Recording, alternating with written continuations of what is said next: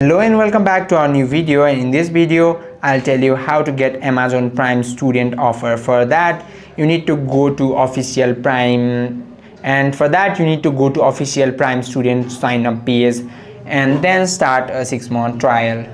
For that go to your Safari or any search engine you have got. I have got Android, so I'm using this Google, and now you need to enter here Amazon and then what you need to do is you will get and go on this site or go on this website, and then you need to create a account. Tap on this, and then after you open this, tap on this Prime, and then tap on this Try Prime or for young, and then tap on this one, and then you need to do what you need to do is create a new account.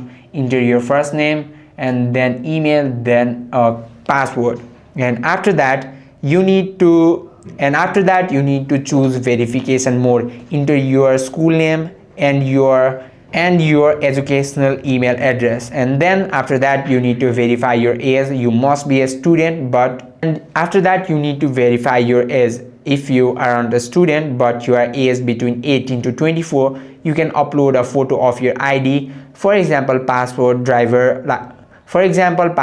or driver license, etc. Then you need to enter your graduation year, and then you need